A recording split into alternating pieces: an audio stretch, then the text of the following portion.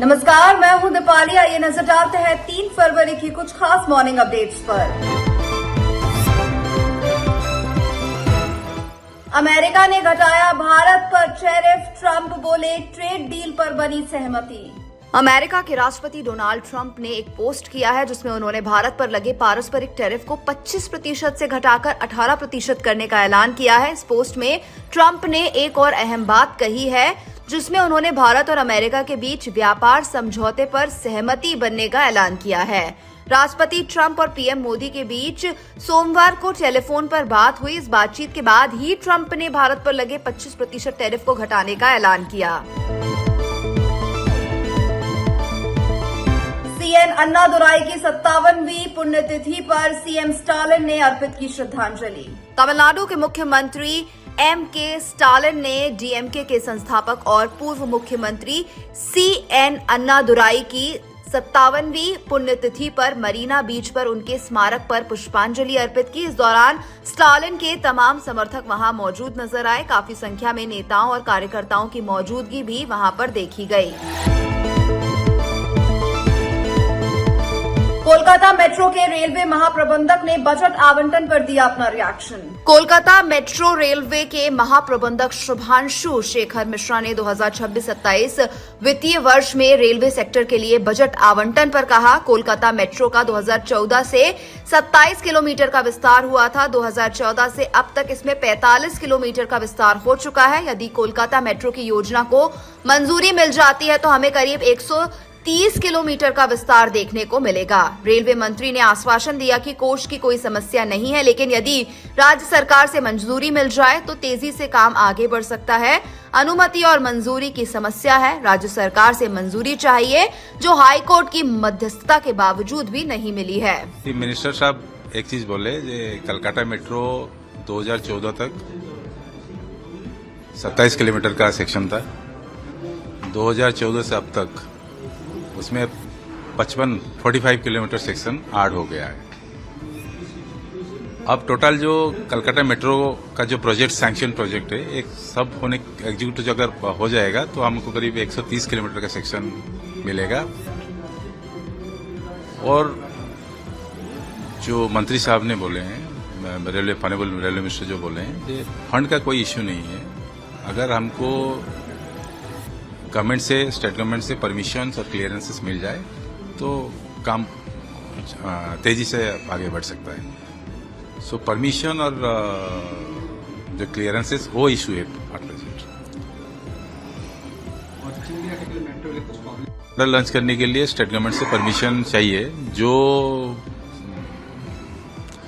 Honourable high court के intervention के बाद भी हमको मिला नहीं है। तो उस चीज का जिक्र मिनिस्टर साहब ने कर रहे थे। हम लोग वेट कर रहे हैं स्टेट गवर्नमेंट से कब परमिशन मिलेगा, ताकि चिंगड़ी घाटा में हम लोग गार्डन लॉन्च करने से अप टू सेक्टर 5 बेलिया घाटा और सेक्टर 5 हम लोग ज्वाइन कर सकते हैं। सी आपको ग्रीन और पर्पल लाइन मिला के करीब 1620 करोड़ के आसपास सैंक्शन हुआ है। देन ऑरेंज लाइन के लिए 529, सॉरी ग्रीन लाइन के लिए 529, ऑरेंज पर्पल लाइन के लिए 1620 करोड़ और ग्रीन लाइन के लिए 529 करोड़। और येलो लाइन के लिए कितना एग्जैक्टली फंड सैंक्शन हुआ है अभी उसका बाइफर्केशन नहीं हुआ है। एक कंसोलिडेटेड अमाउंट 2880 करोड़ के आसपास है। उसमें से कुछ हमको येलो लाइन में काम के लिए मिलेगा। बजट सफिशिएंट है? बजट फिलहाल सफिशिएंट है। अगर आगे भी चाहिए मिल जाएगा। उसमें कोई बजट का कोई फंड का कोई इश्यू नहीं है। राहुल गांधी पर जमकर हमलावर हुए भाजपा सांसद संजय जायसवाल, साधा निशाना। भाजपा सांसद संजय जायसवाल ने लोकसभा में विपक्ष के नेता राहुल गांधी के बयान पर कहा, वे भाजपा का विरोध करें, लेकिन वे भाजपा और प्रधानमंत्री मोदी का विरोध करते हुए भारत का विरोध करने लगते हैं। इस तरह के मुद्दे बहुत संवेदनशील होते हैं। वे नेता प्रतिपक्ष हैं और हमेशा इस तरह से अपनी बात रखते हैं। ऑपरेशन सिंदूर के समय पर राहुल गांधी इस तरह से बोलते थे जैसे पाकिस्तान की ओर से बोल रहे हैं। राहुल गांधी जी के साथ सबसे बड़ी दिक्कत यह है कि वह भाजपा का विरोध और भारत के विरोध में कोई अंतर नहीं समझते हैं। भाजपा का विरोध वो करे, शान से करे, कोई दिक्कत नहीं है। लेकिन भाजपा का विरोध करते करते, मोदी जी का विरोध करते, वो भारत के विरोध में चले जाते हैं। हमारे चीफ नरवाने जी का बयान आप सब जगह देख सकते हैं। और डोकलाम एक ऐसा इशू है जहां पर पहली बार चीन को वापस जाना पड़ा और 1 इंच भी वहां कोई दिक्कत नहीं हुई। लेकिन जो इस तरह के मुद्दे होते हैं वो बहुत संवेदनशील होते हैं और बहुत संवेदनशीलता से इन मुद्दों को हैंडल करना चाहिए।